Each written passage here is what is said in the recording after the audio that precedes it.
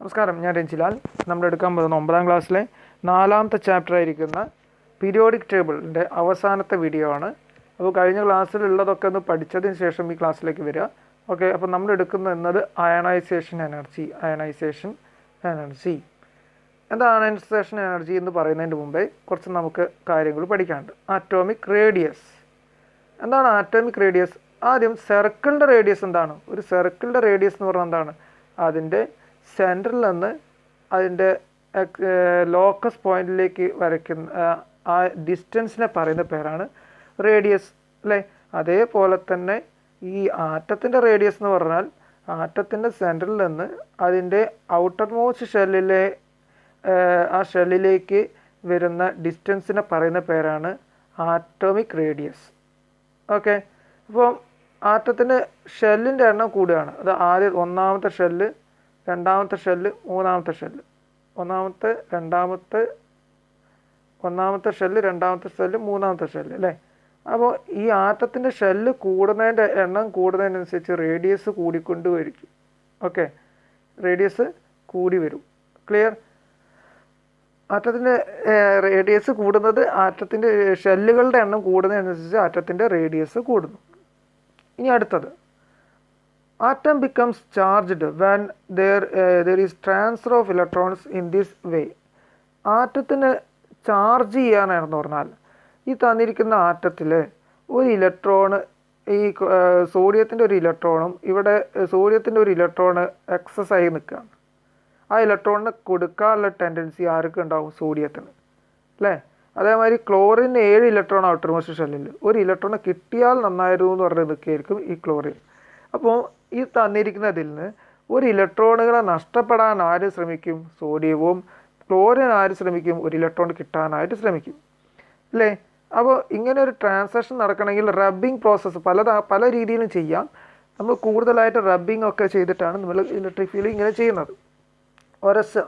Okay, അപ്പോൾ നമുക്ക് നോക്കാം.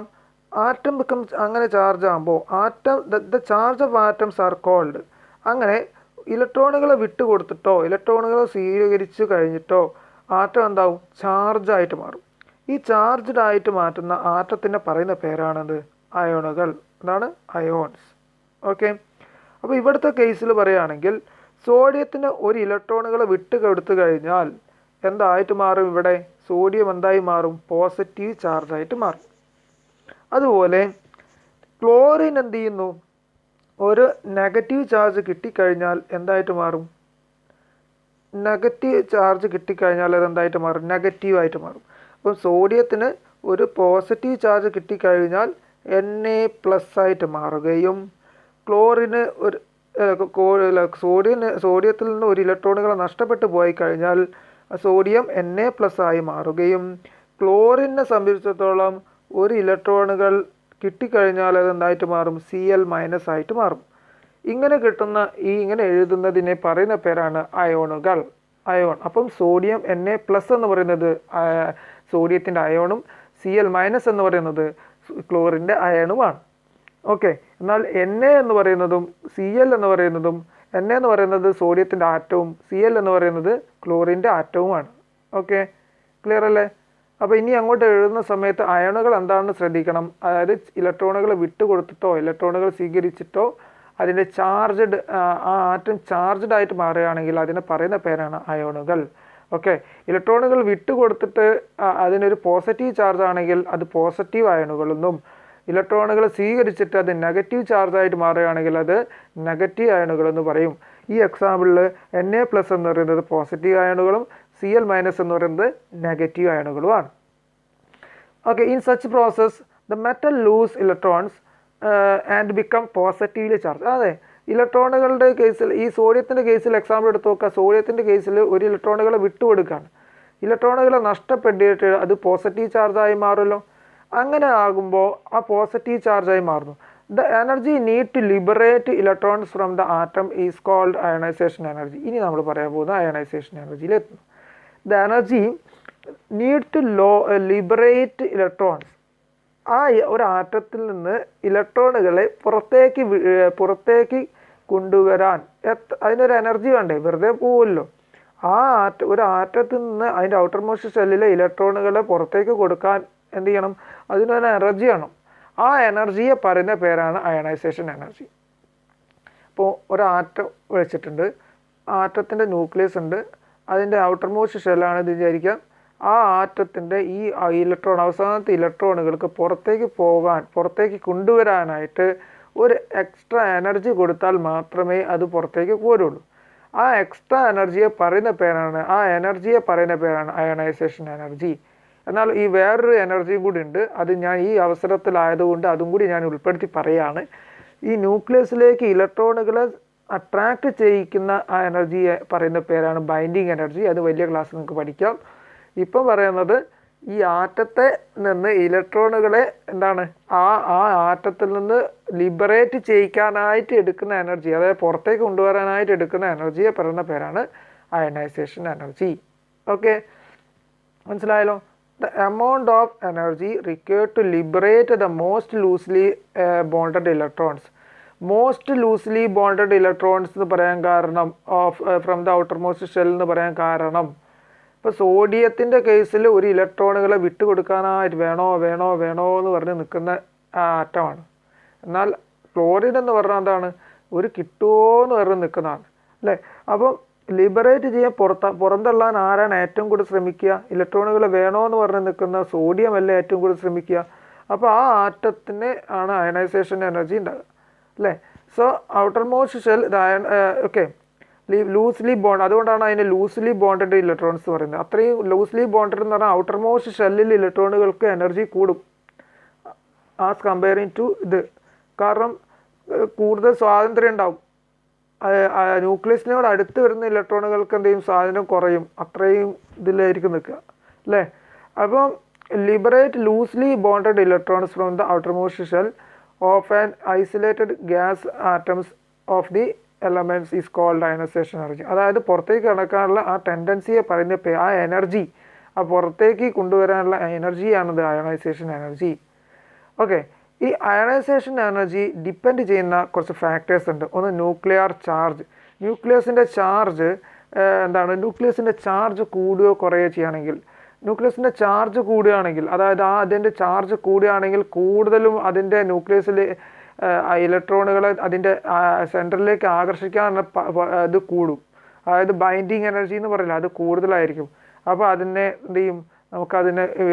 അതിന് അയണൈസേഷൻ എനർജി കൂടുതൽ കൊടുക്കണം. ഓക്കെ, നേരെ മറിച്ചാണെങ്കിൽ ആ ന്യൂക്ലിയസിൻ്റെ ചാർജ് കുറയുകയാണെങ്കിൽ അതിനെ പിടിച്ചു നിർത്താൻ, ഔട്ടർ മോസ്റ്റ് ഷെല്ലിൽ ഇലക്ട്രോണുകളെ പിടിച്ചു നിർത്താനുള്ള ഇത് കുറവാണെങ്കിൽ അതെന്ത് ചെയ്യും? അയണൈസേഷൻ എനർജി കുറച്ച് കൊടുത്താൽ മതി, പെട്ടെന്ന് പോവും. ഓക്കെ, അതായത് പുറത്തേക്ക് കൊണ്ടുവരാനാണ് ഉള്ള എനർജിയാണ് അയണൈസേഷൻ എനർജി. അതിന് നേരെ വിപരീതം അകത്തേക്ക് കൊണ്ടുവരാനുള്ള എനർജിയാണ് ബൈൻഡിങ് എനർജി. അത് ന്യൂക്ലിയർ ചാർജ് കൂടുമ്പോൾ, ന്യൂക്ലിയസിൻ്റെ ചാർജ് കൂടുമ്പോൾ അതെന്ത് സംഭവിക്കും? ആ ആറ്റത്തിന് സെൻറ്ററിലേക്ക് ആ ഇലക്ട്രോണുകളെ ആകർഷിക്കാനുള്ള ചാർജ് കൂടും, അതായത് ആ എനർജി കൂടും, ബൈൻഡിങ് എനർജി കൂടും. അപ്പം കൂടുതൽ എഫേർട്ട് എടുക്കണം, എന്ത് ചെയ്യണം? അതിൻ്റെ പുറത്തേക്ക് കൊണ്ടുവരാൻ അയണൈസേഷൻ എനർജി കൂടുതൽ കൊടുക്കണം. എന്നാൽ ന്യൂക്ലിയർ ചാർജ് കുറവാണെങ്കിൽ എന്ത് സംഭവിക്കും? ആ ആറ്റത്തിൻ്റെ ഇലക്ട്രോണുകൾക്ക് എളുപ്പത്തിൽ എന്ത് ചെയ്യും? പുറത്തേക്ക് കളയാൻ കുറച്ച് എനർജി കൊടുത്താൽ മതി, അയണൈസേഷൻ എനർജി കൊടുത്താൽ മതി. അപ്പോൾ അയണൈസേഷൻ ന്യൂക്ലിയർ ചാർജ് ഫാക്ടർ അല്ലേ. ഇനി സൈസ് ഓഫ് ആറ്റത്തിൻ്റെ സൈസ്, റേഡിയസ് കൂടുമ്പോൾ ഔട്ടർമോസ്റ്റ് ഷെല്ലിലെ സൈസ്, ഇതിൻ്റെ ഔട്ടർമോസ്റ്റ് ഷെല്ലുകളുടെ എണ്ണം കൂടുമ്പോൾ ആറ്റമിക് സൈസ് കൂടുമെന്ന് പറഞ്ഞല്ലോ. ആറ്റത്തിൻ്റെ സൈസ് കൂടുമ്പോൾ എന്താ സംഭവിക്കാൻ നോക്കാം? എന്താണ്?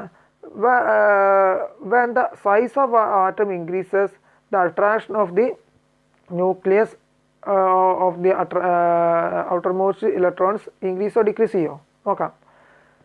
ഒരു ആറ്റം ഇവിടെ വെച്ചിട്ടുണ്ട്, ചെറിയൊരു ആറ്റമാണ്. അതുപോലെ ഒരു വലിയൊരു ആറ്റവും വെച്ചിട്ടുണ്ട്. ഓക്കെ, വലിയൊരു ആറ്റവും ഉണ്ട്. ആർക്കാണ് സൈസ് ഓഫ് ആറ്റം? ഇതിലേതാണ് സൈസ് കൂടുതലുള്ളത്? ഇത് എ എന്നും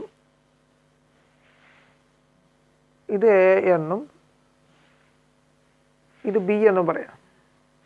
ഏതിനാണ് സൈസ് കൂടുതൽ? യെസ്, ബിക്ക് അല്ലേ സൈസ് കൂടുതലുള്ളത്. Size of atom increases the attraction of the nucleus. അപ്പോൾ ബിക്കാണ് കൂടുതൽ. അപ്പോൾ ഈ ഇതിൽ നിന്ന് അട്രാക്റ്റ് ചെയ്യാനുള്ള ടെൻഡൻസി ഏറ്റവും കൂടുതൽ ആർക്കായിരിക്കും ഉണ്ടാകുക നോക്കാം. ഇപ്പോൾ എക്ക് അതിൻ്റെ സെൻറ്ററിൽ നിന്ന് അതിൻ്റെ ഔട്ടർ മോസ്റ്റ് ഷെല്ലിലെ ഇലക്ട്രോണുകൾ ആകർഷിക്കണമെങ്കിൽ എന്താണ് അട്രാക്ഷൻ എന്ത് ചെയ്യും, അതിന് അട്രാക്ഷൻ കൂടും. അതിൻ്റെ സെൻറ്ററിലേക്ക് ഏറ്റവും നന്നായിട്ട് അട്രാക്റ്റ് ചെയ്ത് വെക്കും എന്ന ഫിഗറിൽ, സൈസ് കുറയുന്നതുകൊണ്ട്. എന്നാൽ ഇവിടെ നിന്ന് ഇങ്ങോട്ടേക്ക് കുറേ ദൂരം ആയതുകൊണ്ട് തന്നെ എന്താണ് ഒരുപാട് ഇത് വേണം. അപ്പോൾ അതിൻ്റെ അട്രാക്ഷൻ എന്ത് ചെയ്യും, അതിൻ്റെ സെൻറ്ററിലേക്ക് അട്രാക്റ്റ് ചെയ്യാൻ, അത് ഇലക്ട്രോണുകളെ ന്യൂക്ലിയസിൻ്റെ അട്രാക്റ്റ് ചെയ്യാനുള്ള ടെൻഡൻസി കുറയും. അപ്പോൾ ഒന്നും കൂടി പറയാം, അപ്പോൾ കൺക്ലൂഡ് ചെയ്യാണ്, the size of the atom increases, the attraction of the nucleus on the outer most electron decrease ചെയ്യും. അല്ലേ, ആറ്റത്തിൻ്റെ സൈസ് കൂടുന്നതിനനുസരിച്ച് അതിൻ്റെ ഔട്ടർ മോസ്റ്റ് ഷെല്ലിലേക്കുള്ള അട്രാക്ഷൻ എന്ത് ചെയ്യും, ഡിക്രീസ് ചെയ്യും. അല്ലേ, അപ്പോൾ ഡിക്രീസ് ചെയ്യുമ്പോൾ നിങ്ങൾക്കൊരു കൺഫ്യൂഷൻ വരാൻ പോകുന്ന ഫാക്റ്റാണ്. അങ്ങനെ ആകുമ്പോൾ അയണൈസേഷൻ എനർജിക്ക് എന്തുണ്ടാവും, അയണൈസേഷൻ എനർജി എന്ത് ചെയ്യും, ആറ്റത്തിൻ്റെ, ഇപ്പോൾ അവിടെ ഒരു കൺഫ്യൂഷൻ ഉണ്ടാകുന്ന ചാൻസ് ആണ്. ശ്രദ്ധിക്കണം, അവിടെ ഒരു കൺഫ്യൂഷൻസ് ഉണ്ട്, അത് ശ്രദ്ധിക്കുക. ഇവിടെ നമുക്ക് ആറ്റത്തിൻ്റെ സൈസ് കൂടുമ്പോൾ അയണൈസേഷൻ എനർജി ഡിക്രീസാണ് ചെയ്യുക. എന്താണ്, എങ്ങനെയാണെന്ന് കരാൻ കാരണം നോക്കാം. നമുക്ക് ഒരു ചെറിയ ആറ്റത്തിൻ്റെ സൈസ് ഇത്ര, രണ്ടാമത്തെ ആറ്റത്തിൻ്റെ സൈസ് ഇത്ര വലുത്, എയും ബിയും ആണ്. കമ്പയറിങ് എയും ബിയും, ഇത് ബി. അങ്ങനെയാണെങ്കിൽ ഇതിൻ്റെ സൈസ് ഇൻക്രീസ് ചെയ്യുമ്പോൾ, ആറ്റത്തിൻ്റെ സൈസ് ഇൻക്രീസ് ചെയ്യുമ്പോൾ അയണൈസേഷൻ എനർജി ഇൻക്രീസ് ചെയ്യില്ല, ഡിക്രീസ് ചെയ്യുന്നു പറയാൻ കാരണം, നിങ്ങൾക്ക് ഇൻക്രീസ് ചെയ്യില്ല എന്ന് ചോദ്യം വരും. കാരണം അട്രാക്ഷൻ ചെയ്യുന്നില്ലേ. ഇവിടെ നോക്കാം, ഇതിൻ്റെ ഔട്ടർ മോസ്റ്റ് ഷെല്ലിൽ ഇലക്ട്രോണുകളെ പുറത്തേക്ക് കിടക്കാനുള്ള ടെൻഡൻസിക്കല്ലേ പറയുന്നത് അയണൈസേഷൻ എനർജി എന്ന്, പുറത്തേക്ക് കൊടുക്കാനുള്ള ടെൻഡൻസി അല്ലേ അയണൈസേഷൻ എനർജി എന്ന് പറയുന്നത്. അപ്പം ഇവിടെ കൂടുതലും അട്രാക്റ്റ് ചെയ്യാൻ കൂടുതൽ എനർജി പിടിച്ചിട്ട് ഇതിൻ്റെ ആറ്റത്തിൻ്റെ സെൻറ്ററിലേക്ക് ന്യൂക്ലിയസ് അട്രാക്റ്റ് ചെയ്ത് വെച്ചിട്ടുണ്ട്. ഈ ഇലക്ട്രോൺസിനെ, ഔട്ടർ മോസ്റ്റ് ഷെല്ലിൽ ഇലക്ട്രോണെ അത്രയും എനർജി വെച്ച് അട്രാക്റ്റ് ചെയ്തിട്ടുണ്ട്. അപ്പോൾ ഈ അട്രാക്റ്റ് ചെയ്ത് പിടിച്ചിരിക്കുന്ന ഇതിനെ കൂടുതൽ എഫേർട്ട് എടുക്കേണ്ട എനിക്ക് ഇതിൽ നിന്ന് പുറത്തേക്ക് കടത്താൻ വേണ്ടേ. അതായത് ന്യൂക്ലിയസ് നിന്ന് ആ ആറ്റത്തിൻ്റെ ഇലക്ട്രോണുകളെ, ഔട്ടർ മോസ്റ്റ് ഇലക്ട്രോണിനെ ന്യൂക്ലിയസ് അത്രയും സൈസ് കുറവായതുകൊണ്ട് അത് മാക്സിമം അട്രാക്റ്റ് ചെയ്തു. അപ്പോൾ ആ അട്രാക്ഷനെയും അവോയ്ഡ് ചെയ്തിട്ട് അതിനും കൂടുതൽ എഫേർട്ട് എടുത്താൽ മാത്രമേ ഈ ഇലക്ട്രോൺ എനിക്ക് പുറത്ത് കൊണ്ടുവരാൻ പറ്റുള്ളൂ, അല്ലേ. അതേപോലെ ഇത് കുറേ ദൂരത്താണ് കിടക്കുന്നത്, രണ്ടാമത്തെ ഫിഗറിൽ, ബി എന്ന ഫിഗറിൽ. അപ്പം ആ ന്യൂക്ലിയസ് ആ ഇലക്ട്രോണുകൾ അട്രാക്റ്റ് ചെയ്യുന്നത് ആസ് കമ്പയറിങ് ടു എ ഫിഗറിൻ്റെ അടിസ്ഥാനത്തിൽ നോക്കുകയാണെങ്കിൽ അട്രാക്ഷൻ കുറവായിരിക്കും. അട്രാക്ഷൻ കുറവായത് കൊണ്ട് തന്നെ ഇതിൽ കുറച്ച് എഫേർട്ട് എടുത്താൽ മതി എനിക്ക് എന്ത് ചെയ്യുന്നത് പുറത്തേക്ക് കൊണ്ടുവരാൻ. ഓക്കെ, അപ്പോൾ നിങ്ങൾ ഇങ്ങോട്ട് വരാമെന്ന് പറഞ്ഞ് നിൽക്കുന്ന ആൾക്കാരുണ്ടെങ്കിൽ ജസ്റ്റ് ഒന്ന് ഇങ്ങോട്ട് വിളിച്ചാൽ ജസ്റ്റ് ഇങ്ങോട്ട് പോരും. അല്ലെങ്കിൽ എന്ത് ചെയ്യും, അത് അവിടെ തന്നെ നിൽക്കുന്ന നല്ല ഉള്ളവരാണെങ്കിൽ എന്ത് ചെയ്യും, അവിടെ ഇങ്ങോട്ട് പോരില്ലല്ലോ, ഇല്ലേ. അത്രയും എഫേർട്ട് എടുത്താൽ വരുള്ളൂ. അപ്പോൾ ആറ്റത്തിൻ്റെ സൈസ് കുറയുന്നതിന്, ചുരുക്കി പറഞ്ഞത്രയാണ്, ആറ്റത്തിൻ്റെ സൈസ് കുറയുന്നതനുസരിച്ച് അയണൈസേഷൻ എനർജി കൂടുന്നു. ആറ്റത്തിൻ്റെ സൈസ് കൂടുന്നതിനനുസരിച്ച് അയണൈസേഷൻ എനർജി ഡിക്രീസ് ചെയ്യുന്നു. അത്രയും അയണൈസേഷൻ എനർജി മതി നമുക്ക് എന്ത് ചെയ്യുക, അതിനെ എന്ത് ചെയ്യുന്നു, ഇലക്ട്രോണുകളെ ലിബറേറ്റ് ചെയ്യിക്കാൻ അത്ര എനർജി മതി. ഓക്കെ, ഇതാണ് അയണൈസേഷൻ എനർജി എന്ന് നമ്മൾ അതിനെ ലിബറേറ്റ് ചെയ്യിക്കാൻ എനർജിയാണ്. അപ്പോൾ എനർജി അത്രയും വേണ്ട. ആറ്റത്തെ കൂടുതൽ അട്രാക്റ്റ് ചെയ്യുന്നുണ്ടെങ്കിൽ അതിന് കൂടുതൽ അയണൈസേഷൻ എനർജി വേണം. അങ്ങനെ ആകുമ്പോൾ ആറ്റത്തിൻ്റെ സൈസ് എന്തെങ്കിലും ഏറ്റവും ഡിക്രീസ് ചെയ്ത് കുറഞ്ഞ രീതിയിലാണ്. ആറ്റത്തിൻ്റെ സൈസ് ഡിക്രീസ് ആകുമ്പോൾ അയണൈസേഷൻ എനർജി കൂടുതൽ വേണം. ഓക്കെ, ആറ്റത്തിൻ്റെ സൈസ് ഇൻക്രീസ് ചെയ്യുമ്പോൾ അയണൈസേഷൻ എനർജി കുറച്ച് മതി, ഡിക്രീസ് ചെയ്യുന്നു. ഓക്കെ, അപ്പോൾ നമുക്ക് നമ്മളെ അയണൈസേഷൻ പീരിയോഡിക് ടേബിളിൽ എങ്ങനെയായിരിക്കും ഉണ്ടാകുന്നത് നോക്കാം. പീരിയോഡിക് ടേബിളിലെ സൈസ് നോക്കിയാൽ മതിയല്ലോ. പീരിയോഡിക് ടേബിളിൽ എങ്ങോട്ടാണ്, ടോപ്പ് ടു ബോട്ടം എങ്ങനെയാണ്, ടോപ്പ് ടു ബോട്ടം വരുമ്പോൾ ആറ്റത്തിൻ്റെ സൈസ് കൂടും. ആറ്റത്തിൻ്റെ സൈസ് കൂടുമ്പോൾ അയണൈസേഷൻ എനർജി എന്ത് ചെയ്യും, ഡിക്രീസ് ചെയ്യും. നോക്കാം, മുകളിൽ നിന്ന് താഴോട്ട് വരുന്നതനുസരിച്ച് ആറ്റത്തിൻ്റെ സൈസ് കൂടുന്നു. ആറ്റത്തിൻ്റെ സൈസ് കൂടുമ്പോൾ എന്താവും, അതിൻ്റെ എന്തായിട്ട് മാറും, ആറ്റത്തിൻ്റെ സൈസ് കൂടുന്നതിനനുസരിച്ച് അയണൈസേഷൻ എനർജി എന്ത് ചെയ്യും, ഡിക്രീസ് ചെയ്യും. ഓക്കെ, ഡിക്രീസ് ചെയ്യും. ക്ലിയർ അല്ലേ? ഓക്കെ, അതുപോലെ ആറ്റം പീരിയോഡിക് ടേബിളിൽ ലെഫ്റ്റിൽ നിന്ന് റൈറ്റിലേക്ക് പോകുമ്പോൾ ആറ്റത്തിൻ്റെ സൈസ് എന്ത് ചെയ്യും, കുറഞ്ഞ് വരികയാണ്. ആറ്റത്തിൻ്റെ സൈസ് കുറഞ്ഞു വരിക എന്ന് പറഞ്ഞിട്ടുണ്ടെങ്കിൽ അയണൈസേഷൻ എനർജി എന്ത് ചെയ്യണം, കൂടുതൽ വേണം, എന്നാലേ അതിന്ന് ലിബറേറ്റ് ചെയ്യാൻ പറ്റുള്ളൂ. അപ്പോൾ അയണൈസേഷൻ എനർജി എന്ത് ചെയ്യും, ഫ്രം ലെഫ്റ്റ് ടു റൈറ്റിലേക്ക് പോകുന്ന സമയത്ത് പീരിയോഡിക് ടേബിളിൽ പീരിയോഡിൽ നിന്ന് ലെഫ്റ്റ് നിന്ന് റൈറ്റിലേക്ക് പോകുന്നതനുസരിച്ച് ആറ്റത്തിൻ്റെ സൈസ് കുറഞ്ഞു വരികയും ദെൻ അതുകൊണ്ട് തന്നെ അയണൈസേഷൻ എനർജി എന്ത് ചെയ്യണം, കൂടുതലാണ്. ഓക്കെ, അതുപോലെ ടോപ്പ് ടു ബോട്ടം പീരിയോഡിക് ടേബിളിൽ ടോപ്പിൽ നിന്ന് ബോട്ടത്തിലേക്ക് വരുന്നത് കൊണ്ട് തന്നെ വരുമ്പം ആറ്റത്തിൻ്റെ സൈസ് ഇൻക്രീസ് ചെയ്യുന്നു. ആറ്റത്തിൻ്റെ സൈസ് ഇൻക്രീസ് ചെയ്യുക എന്ന് പറഞ്ഞാൽ കുറച്ച് എനർജി മതി എന്ത് ചെയ്യും, പുറത്തേക്ക് ഇലക്ട്രോണുകളെ പുറത്തേക്ക് കൊണ്ടുവരാൻ. അപ്പോൾ അയണൈസേഷൻ എനർജി ഡിക്രീസ് ചെയ്യുന്നു. ക്ലിയർ അല്ലേ? അത് ഓർമ്മിച്ച് വെക്കണം. പീരിയോഡിക് ടേബിളിൽ ടോപ്പ് ടു ബോട്ടം ആറ്റത്തിൻ്റെ സൈസ് ഇൻക്രീസ് ചെയ്യുന്നു. ആറ്റത്തിൻ്റെ സൈസ് ഇൻക്രീസ് ചെയ്താൽ അയണൈസേഷൻ എനർജി എന്ത് ചെയ്യുന്നു, അയണൈസേഷൻ എനർജി കുറച്ച് മതി, ഡിക്രീസ് ചെയ്യുന്നു. ഫ്രം പീരിയോഡിക് ടേബിളിൽ പീരിയോഡ്സിൽ ലെഫ്റ്റിൽ നിന്ന് റൈറ്റിലേക്ക് പോകുമ്പോൾ ആറ്റത്തിൻ്റെ സൈസ് ഡിക്രീസ് ചെയ്യുന്നു. ഡിക്രീസ് ചെയ്യുമ്പോൾ എന്ത് ചെയ്യുന്നു, ആറ്റം ന്യൂക്ലിയസിലെ ഇലക്ട്രോണുകളെ അട്രാക്ഷൻ കൂടുന്നു. അതിൻ്റെ ഫലമായിട്ട് അയണൈസേഷൻ എനർജി കൂടുതൽ വേണം, ഇൻക്രീസ് ചെയ്യും. Okay, from left to right ionization energy increase ചെയ്യുന്നു. അത് ഓർമ്മ ഉണ്ടാവണം, കൺഫ്യൂഷൻ ഉണ്ടാകരുത്. അതാണ് ഇവിടെ ഒരു ഫാക്ടർ ഉണ്ടാകുക. അതാണ് ഈ ടേബിളിലൂടെ നമ്മൾ പറഞ്ഞിരിക്കുന്നത്. ഓക്കെ, ഈ ടേബിളിൽ നമ്മൾ പറഞ്ഞിരിക്കുന്നത് ക്ലിയർ. നമുക്കിനി അടുത്ത സെക്ഷനിലേക്ക് പോവുകയാണ്. Electro negativity. എന്താ ഇലക്ട്രോ പോസിറ്റിവിറ്റി? ഒരു ഇലക്ട്രോണുകളെ നഷ്ടപ്പെട്ടിട്ട് അതൊരു പോസിറ്റീവ് ചാർജായിട്ട് മാറാനുള്ള കഴിവിനെ പറയുന്ന പേരാണ് ഇലക്ട്രോ പോസിറ്റിവിറ്റി. അപ്പോൾ അതിൻ്റെ നേരെ വിപരീതമാണിത് ഇലക്ട്രോ നെഗറ്റിവിറ്റി. ഒരാറ്റം അതിൻ്റെ ഇലക്ട്രോണുകളെ നഷ്ടപ്പെട്ടിട്ട് അത് പോസിറ്റീവ് അയണുകളായിട്ട് മാറില്ലേ. ഇപ്പോൾ സോഡിയത്തിൻ്റെ കേസിൽ സോഡിയം ഒരു ഇലക്ട്രോണുകളെ നഷ്ടപ്പെടുത്തിയിട്ട് എന്തായിട്ട് മാറുകയാണ്, Na+ എന്ന അയോണുകളായിട്ട് മാറുകയാണ്. അതിന് ഏറ്റവും കൂടുതൽ അതിനാണ് ടെൻഡൻസി കിട്ടുന്നത്.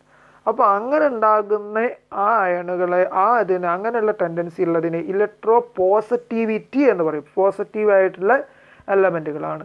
എന്നാൽ നേരെ തിരിച്ച് എവിടെയെങ്കിലും ഒരു ഇലക്ട്രോൺ കിട്ടിയാൽ അത് സ്വീകരിച്ചിട്ട് നെഗറ്റീവായിട്ട് മാറാനുള്ള ടെൻഡൻസി ഉള്ള എലമെൻറ്റുകളെ പറയുന്ന പേരാണ് ഇലക്ട്രോ നെഗറ്റിവിറ്റി.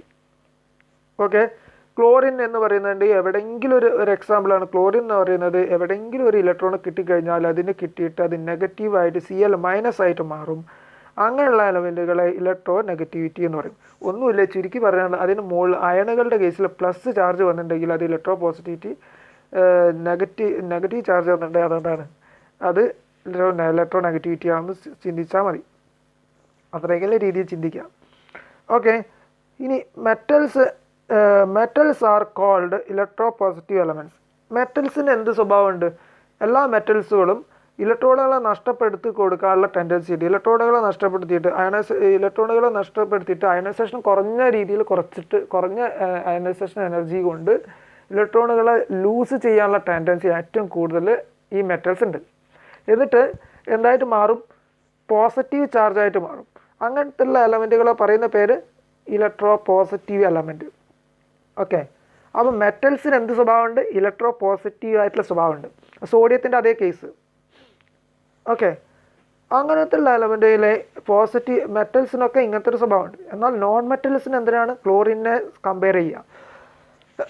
അവിടെ എന്താണ്? ഇലക്ട്രോണുകൾ സ്വീകരിക്കാനുള്ള ടെൻഡൻസിയാണ് കൂടുതൽ. എന്നിട്ട് എന്തായി മാറും? ഇലക്ട്രോ നെഗറ്റീവ് എലമെൻ്റ് ആയിട്ട് മാറും. ഓക്കെ, അപ്പോൾ മെറ്റൽസ് എന്ന് പറയുന്നത് ഇലക്ട്രോ പോസിറ്റീവ് എലമെൻറ്റുകളും നോൺ മെറ്റൽ എന്ന് പറയുന്നത് ഇലക്ട്രോ നെഗറ്റീവ് എലമെൻറ്റുകളാണ്. ഓക്കെ, ഇലക്ട്രോ നെഗറ്റീവ് എലമെൻറ്റുകളാണ്. അപ്പം മെറ്റൽസ് ഇലക്ട്രോ പോസിറ്റീവ് എലമെൻറ്റുകളും നോൺ മെറ്റൽസ് ഇലക്ട്രോ നെഗറ്റീവ് എലമെൻറ്റുകളാണ് ചോദിക്കുന്നതായിരിക്കും. ശ്രദ്ധിക്കണം. ഓക്കെ, ഈ ഇവിടുത്തെ അങ്ങോട്ടുള്ള എല്ലാ കേസിലും ഇതൊക്കെ ഓർമ്മയുണ്ടാവണം. എല്ലാ മെറ്റൽസും എന്താണ് ഇലക്ട്രോ പോസിറ്റിവിറ്റി കാണിക്കുന്നു. നോൺ മെറ്റൽസ് എന്താണ്? ഇലക്ട്രോ നെഗറ്റിവിറ്റി കാണിക്കുന്നു. ഇനി മെറ്റലോയിഡ്സ്, മെറ്റൽസും അല്ല നോൺ മെറ്റൽസ് അല്ലാത്ത ഇതിനെ പറയുന്ന പേരാണ് മെറ്റലോയിഡ്സ്. ഓക്കെ, സെമി മെറ്റൽസ് എന്നും പറയാറുണ്ട്. ഓക്കെ, അതായത് മെറ്റലോയിഡ്സ് എന്ന് പറഞ്ഞാൽ മെറ്റലും അല്ല നോൺ മെറ്റലും അല്ലാത്ത സബ്സ്റ്റൻസുകളെ എന്ത് പറയും? മെറ്റലോയിഡ്സ്. പ്രകൃതിയിൽ കാണുന്ന കുറച്ച് മെറ്റലോയിഡ്സിനെ പറയാം. Silicon, germanium, arsenic, antimony, tellurium. ഇതിൻ്റെയൊക്കെ കെമിക്കൽ ഇതും നോക്കണേ, സിമ്പലും കൂടി ശ്രദ്ധിക്കണം. ഓക്കെ, സിലിക്കണും ജെർമേനിയവും നമുക്കറിയാം, SI G ഒക്കെ കൊടുക്കാം. ആർസനിക് AS കൊടുക്കാം. ആൻറ്റിമണി SB ആണ്, കണ്ടോ, അത് ശ്രദ്ധിക്കേണ്ടതുള്ളൂ. ഓക്കെ, ആൻറ്റിമണി, ടെലൂറിയം, ഇതൊക്കെ എന്താണ്, സെമി മെറ്റൽ ഓർ മെറ്റലോയിഡ്സ് ആണ്. അതായത് അത് മെറ്റലും അല്ല, നോൺ മെറ്റൽ അല്ലാത്ത സബ്സ്റ്റൻസുകളാണ്. ഓക്കെ, ഇലക്ട്രോണുകൾ വിട്ടുകൊടുക്കാൻ ടെൻഡൻസി ഉണ്ടാവും, ഇലക്ട്രോണുകൾ സ്വീകരിക്കാനുള്ള ടെൻഡൻസി കാണിക്കുന്ന ഒരു എലമെൻറ്റുകളാണ്. ഓക്കെ, മെറ്റലോയിഡ്സ് എന്ന് പറയുന്നത്. അതിൻ്റെ മിഡിലായിരിക്കും മിക്കവാറും ഉണ്ടാകുക, ആ പീരിയോഡിക് ടേബിളിൻ്റെ മിഡിൽ കണ്ടൻറ്റിലേക്കൊക്കെ ഉണ്ടാകുക. അപ്പം പീരിയോഡിക് ടേബിളിലെ ലെഫ്റ്റ് സൈഡിലേക്ക് പോകുമ്പം കൂടുതലും എന്തായിരിക്കും, ഇലക്ട്രോണുകളെ വിട്ടുകൊടുക്കാനുള്ള ടെൻഡൻസി കൂടുതലാണ്. അപ്പോൾ ഇലക്ട്രോ പോസിറ്റീവ് എലമെൻറ്റുകളായിരിക്കും. പീരിയോഡിക് ടേബിളിൽ ലെഫ്റ്റ് സൈഡിലേക്ക് പോകുമ്പോൾ അതെന്താണ്, മെറ്റലിൻ്റെ ഇത് പ്രോപ്പർട്ടി പീരിയോഡിക് ടേബിളിൽ എടുക്കുമ്പോൾ നോക്കാം. അതിൽ എങ്ങോട്ടാണ്, ലെഫ്റ്റ് സൈഡിൽ വരുമ്പോൾ എന്തായിരിക്കും നമുക്ക് അവിടെ ഉണ്ടായിരിക്കുന്നത്, അവിടെ ഇലക്ട്രോണുകളെ വിട്ടുകൊടുക്കാനുള്ള ടെൻഡൻസി കൂടുതലാണ്, അല്ലേ, ഇലക്ട്രോണുകളെ വിട്ടുകൊടുക്കാനുള്ള ടെൻഡൻസി കൂടുതലാണ് ഉണ്ടാകുന്നത്. അതുകൊണ്ട് തന്നെ നമുക്ക് അതിനെന്ത് ചെയ്യുന്നു, അതെന്ത് ചെയ്യും, ഇലക്ട്രോ പോസിറ്റീവായിട്ടുള്ള എലമെൻറ്റുകളായിരിക്കും, അല്ലേ, ഇലക്ട്രോ പോസിറ്റീവായിട്ടുള്ള, അതായത് പീരിയോഡിക് ടേബിളിൽ ലെഫ്റ്റിലുള്ളത് ഒക്കെ ഇലക്ട്രോ പോസിറ്റീവ് എലമെൻറ്റുകളും റൈറ്റിലേക്ക് വരുന്നതനുസരിച്ച് ഇലക്ട്രോ നെഗറ്റീവ് എലമെൻറ്റുകളായിട്ട് മാറും. ഇതിൻ്റെ ഇടയിൽ കിടക്കുന്ന കുറച്ച് ഇതാണെന്ത് പറഞ്ഞിരിക്കുന്ന, സിലിക്കൺ, ജെർമേനിയം ഒക്കെ എവിടെ കിടക്കുന്ന നോക്കൂ. സിലിക്കണും ജെർമേനിയും ഇതൊക്കെ പറഞ്ഞിരിക്കുന്ന ഈ എലമെൻറ്റുകളൊക്കെ ഇതൊക്കെ പറഞ്ഞിരിക്കുന്നത് ഇതിൻ്റെ രണ്ടിൻ്റെ ഏകദേശ ഇടയിലാണ്. ട്രാൻസിഷൻ എലമെൻറ്റിൻ്റെ ഉള്ളിൽ പറയല്ല, അല്ലാത്ത കേസിൽ നോക്കുകയാണെങ്കിലും മെയിൻ ബ്ലോക്ക് എലമെൻറ്റുകളിലൊക്കെ ശ്രദ്ധിച്ച് നോക്കുകയാണെങ്കിൽ ഈ ഭാഗത്താണ് ഈ പറഞ്ഞിരിക്കുന്ന സെമി മെറ്റൽസ് ഓർ മെറ്റലോയിഡ്സ് കാണപ്പെടുന്നത്. അതുകൊണ്ട് തന്നെ അത് മിഡിലായിരിക്കും കാണപ്പെടുക. ഓക്കെ, ക്ലിയർ ആണല്ലോ. അപ്പോൾ അങ്ങനെയാണ് നമുക്ക് അറേഞ്ച് ചെയ്തിരിക്കുന്നത്. ഇനി നമുക്ക് ഈ ചാപ്റ്റർ കൺക്ലൂഡ് ചെയ്ത് പറയാണ്, പീരിയോഡിക് ടേബിളിൻ്റെ അടിസ്ഥാനത്തിൽ പറയാണ്, size of atom. Size of atom എന്താണ്, ഡൗൺ ദ ഗ്രൂപ്പിൽ ഡൗൺ ചെയ്യുന്ന സമയത്ത് എന്തുണ്ടാവും, ഇതിൻ്റെ സൈസ് മുകളിൽ നിന്ന് താഴോട്ടേക്ക് വരുന്ന സമയത്ത് പീരിയോഡ് ആറ്റത്തിൻ്റെ സൈസ് എന്ത് ചെയ്യുന്നു, ഇൻക്രീസ് ചെയ്യുന്നു. ഓക്കെ, ഇൻക്രീസ് അല്ല ചെയ്യുന്നത്, ഓക്കെ, ഇത് ഇൻക്രീസ് ചെയ്യുകയാണ്. ആറ്റത്തിൻ്റെ സൈസ് മുകളിൽ നിന്ന് താഴോട്ടിലേക്ക് ഗ്രൂപ്പിലേക്ക് വരുമ്പോൾ ഇൻക്രീസ് ചെയ്യുന്നു. ആൻഡ് അക്രോസ് ദ പീരിയോഡിൻ്റെ കേസിൽ ആറ്റത്തിൻ്റെ സൈസ് എന്താണ്, ലെഫ്റ്റ് നിന്ന് റൈറ്റിലേക്ക് പോകുന്നതനുസരിച്ച് ഡിക്രീസ് ചെയ്യുന്നു. നമ്മൾ നേരത്തെ പറഞ്ഞു കഴിഞ്ഞു. മെറ്റാലിക് ക്യാരക്ടർ എന്ന് പറയുന്നത് ലെഫ്റ്റിലാണ്, മുകളിൽ നിന്ന് താഴോട്ടേക്ക് പോകുന്നതനുസരിച്ച് അതിൻ്റെ എന്താണ്, മെറ്റാലിക് ക്യാരക്ടർ എന്ത് ചെയ്യുന്നു, മെറ്റാലിക് ക്യാരക്ടർ അത് കൂടുതലായിട്ട് കൊടുക്കാനുള്ള ടെൻഡൻസി കൂടുന്നു. മുകളിൽ നിന്ന് താഴോട്ട് വരുമ്പോൾ മെറ്റാലിക് ക്യാരക്ടർ ഇൻക്രീസ് ചെയ്യുന്നു, താഴോട്ട് ഇതെന്ത് ചെയ്യുന്നു, മെറ്റാലിക് ക്യാരക്ടർ ഡിക്രീസ് ചെയ്യുന്നു. പീരിയോഡിൻ്റെ കേസിൽ പീരിയോഡിൽ ലെഫ്റ്റിലാണ് എന്തുണ്ടാകുന്നത്, മെറ്റാലിക് ക്യാരക്ടർ കൂടുതൽ, എന്നാൽ റൈറ്റിലേക്ക് പോകുന്നതനുസരിച്ച് മെറ്റാലിക് ക്യാരക്ടർ കുറഞ്ഞ് നോൺ മെറ്റലായി മാറും. ഓക്കെ, നോൺ മെറ്റാലിക് ക്യാരക്ടർ നേരെ തിരിച്ചാണ്. എവിടെയാണ് ഇത് ഡിക്രീസും, ഇവിടെ എന്താണ് ഇൻക്രീസിങ് കണ്ടൻറ്റാണ്. ഓക്കെ, അല്ല, ലെഫ്റ്റിൽ നിന്ന് റൈറ്റിലേക്ക് പോകുമ്പം നേരെ തിരിച്ച് നോൺ മെറ്റൽ ഇതിൻ്റെ ഈ പറഞ്ഞതിൻ്റെ നേരെ തിരിച്ചായിരിക്കും ഇതുണ്ടാകുക. ഇവിടുത്തെ കേസിൽ മെറ്റാലിക് ക്യാരക്ടർ എന്ന് പറഞ്ഞാൽ ഇൻക്രീസ് ചെയ്യുന്നു മുകളിൽ നിന്ന് താഴോട്ട് വരുമ്പം, എന്നാൽ എന്താണ് താഴത്തുനിന്ന് ലെഫ്റ്റിൽ നിന്ന് റൈറ്റിലേക്ക് പോകുമ്പോൾ മെറ്റാലിക് ക്യാരക്ടർ ഡിക്രീസ് ചെയ്യുന്നു. ഓക്കെ, എന്നാൽ ഇവിടെ എന്താ, നോൺ മെറ്റാലിക് ക്യാരക്ടറിൻ്റെ കേസിൽ എന്താണ് മുകളിൽ നിന്ന് താഴോട്ട് വരുന്നതനുസരിച്ച് ഡിക്രീസ് ചെയ്യുന്നു. എന്നാൽ പീരിയോഡിലെ കേസിലോ ലെഫ്റ്റിൽ നിന്ന് എന്താണ് നോൺ മെറ്റാലിക് ക്യാരക്ടർ ഇൻക്രീസ് ചെയ്യുന്നു, അല്ലേ, ലെഫ്റ്റിൽ നിന്ന് റൈറ്റിലേക്ക് പോകുമ്പോൾ. എല്ലാം ലെഫ്റ്റിൽ നിന്ന് പീരിയോഡിൻ്റെ ബേസിൽ ലെഫ്റ്റിൽ നിന്ന് റൈറ്റിലേക്കും ഇപ്പോൾ എടുക്കുന്നത് ലെഫ്റ്റിൽ നിന്ന് റൈറ്റിലേക്കുമാണ്. അതുപോലെ എന്താണ് നമ്മളത് പീരിയോഡിൻ്റെ ലെഫ്റ്റിൽ നിന്ന് റൈറ്റിലേക്കാണ് നമ്മൾ എടുക്കുന്നത്, ഇതിൽ പരിഗണിക്കുന്നത്. അതുപോലെ തന്നെ ടോപ്പ് ടു ബോട്ടമാണെന്ത് ഗ്രൂപ്പിൽ പരിഗണിക്കുന്നത്. അങ്ങനെയാണ് നമ്മളിത് അറേഞ്ച് ചെയ്ത് പറയുന്നത് കേട്ടോ. ഇനി അയണൈസേഷൻ എനർജി എന്താണ്, നമുക്കറിയാം ആറ്റത്തിൻ്റെ സൈസ് കൂടുന്നതനുസരിച്ച് എന്ത് ചെയ്യുന്നു, അയണൈസേഷൻ എനർജി ചെയ്യുന്നുണ്ട്. ആറ്റത്തിൻ്റെ സൈസ് കൂടുന്നതനുസരിച്ച് അയണൈസേഷൻ എനർജി എന്താണ് കുറയുക ചെയ്യുന്നത്, അല്ലേ. അപ്പം ടോപ്പ് ടു ബോട്ടം ആണെങ്കിൽ എന്ത് ചെയ്യും, ടോപ്പിൽ നിന്ന് ബോട്ടത്തിലേക്ക് വരുമ്പോൾ ആറ്റത്തിൻ്റെ സൈസ് ഇൻക്രീസ് ചെയ്യുന്നില്ലേ? അപ്പോൾ ആറ്റത്തിൻ്റെ സൈസ് ഇൻക്രീസ് ചെയ്യുന്നത് കൊണ്ട് തന്നെ അയണൈസേഷൻ എനർജി എന്ത് ചെയ്യുന്നത്, ഡിക്രീസ് ചെയ്യുന്നു. ഓക്കെ, ഇനി എന്താണ് അയണൈസേഷൻ എനർജി ലെഫ്റ്റിൽ നിന്ന് റൈറ്റിലേക്ക് പോവുകയാണ്. ലെഫ്റ്റിൽ നിന്ന് റൈറ്റിലേക്ക് പോകുമ്പോൾ ആറ്റത്തിൻ്റെ സൈസ് കുറഞ്ഞു വരുന്നു. ആറ്റത്തിൻ്റെ സൈസ് കുറഞ്ഞു വരിക എന്ന് പറഞ്ഞാൽ കൂടുതൽ അയണൈസേഷൻ എനർജി ആവശ്യമുണ്ട്, അത് ഇൻക്രീസ് ചെയ്യുന്നു. ഓക്കെ, ഇലക്ട്രോ നെഗറ്റിവിറ്റി ആണ് പറഞ്ഞത്. ഇലക്ട്രോ പോസിറ്റിവിറ്റി അതിന് നേരെ തിരിച്ച് പറഞ്ഞാൽ മതി. ഇലക്ട്രോ നെഗറ്റിവിറ്റി എന്ന് പറഞ്ഞതിൻ്റെ നേരെ തിരിച്ച് ഇലക്ട്രോ പോസിറ്റിവിറ്റി ഇട്ടാൽ മതി. ഇലക്ട്രോ നെഗറ്റിവിറ്റി എന്ന് പറഞ്ഞാൽ ഇലക്ട്രോണുകളെ നഷ്ടപ്പെടുത്തിയിട്ടല്ല, ഇലക്ട്രോണുകൾ സ്വീകരിച്ചിട്ട് നെഗറ്റീവായിട്ട് മാറാനുള്ള ടെൻഡൻസി. ഇലക്ട്രോണുകൾ സ്വീകരിച്ചിട്ട് അതിൻ്റെ നെഗറ്റീവ് ആകാനുള്ള ടെൻഡൻസി കൂടുതലുള്ളത് അല്ലേ? അപ്പോൾ ഈ ലെഫ്റ്റിൽ ടോപ്പ് ടു ബോട്ടം എന്ന് പറയുമ്പോൾ എന്താണ്, ലെഫ്റ്റിൽ നിന്ന് റൈറ്റിലേക്ക് പോകുമ്പോൾ എന്താണ് പറയുന്നത്, പീരിയോഡിൽ ലെഫ്റ്റിൽ നിന്ന് റൈറ്റിലേക്ക് പോകുമ്പോൾ എന്ത് ചെയ്യാണ്, ആറ്റത്തിൻ്റെ സൈസ് ഡിക്രീസ് ചെയ്യും. മാത്രമല്ല ഈ ആറ്റത്തിൻ്റെ നമ്പർ ശ്രദ്ധിച്ചു നോക്കുക. ആറ്റത്തിൻ്റെ നമ്പർ എങ്ങനെയാണ്, ഔട്ടർ മോസ്റ്റ് ഷെല്ലിൽ ഇലക്ട്രോനെഗറ്റിവിറ്റി 2-3 ഫാക്ടേഴ്സ് ഇറങ്ങുന്നുണ്ട്. ഒന്ന് ഇതിൻ്റെ സൈസ്, ആറ്റത്തിൻ്റെ സൈസ് കൂടുമ്പോൾ, ഇപ്പം ഇവിടെ ഒരു ആറ്റത്തിൻ്റെ സൈസ് കൂടുതലാണ്, കുറഞ്ഞൊരു ആറ്റവുമാണ്. ഓക്കെ, അപ്പോൾ സൈസ് കൂടുമ്പോൾ എന്ത് സംഭവിക്കും, അയണൈസേഷൻ എനർജി കുറയണമെന്ന് പറഞ്ഞു. എന്നാൽ ഈ ആറ്റം ഏറ്റവും കൂടുതൽ ഇലക്ട്രോൺ നെഗറ്റീവ് ആകാൻ കാരണം എത്ര കൂടുതലുണ്ടാവും, ആറ്റത്തിൻ്റെ സൈസ് കൂടുമ്പോൾ ഇലക്ട്രോൺ നെഗറ്റിവിറ്റി ഇൻക്രീസ് ചെയ്യുക ചെയ്യുന്നത്. ഓക്കെ, ആറ്റത്തിൻ്റെ സൈസ് കൂടുമ്പോൾ മുകളിൽ നിന്ന് താഴോട്ടേക്ക് വരുമ്പോൾ ആറ്റത്തിൻ്റെ സൈസ് കൂടും, അതുകൊണ്ട് തന്നെ അതിൻ്റെ ഇലക്ട്രോൺ നെഗറ്റിവിറ്റി കൂടുന്നു. ഓക്കെ, മുകളിലോട്ട് വരുമ്പോൾ നെഗറ്റിവിറ്റി കുറയും.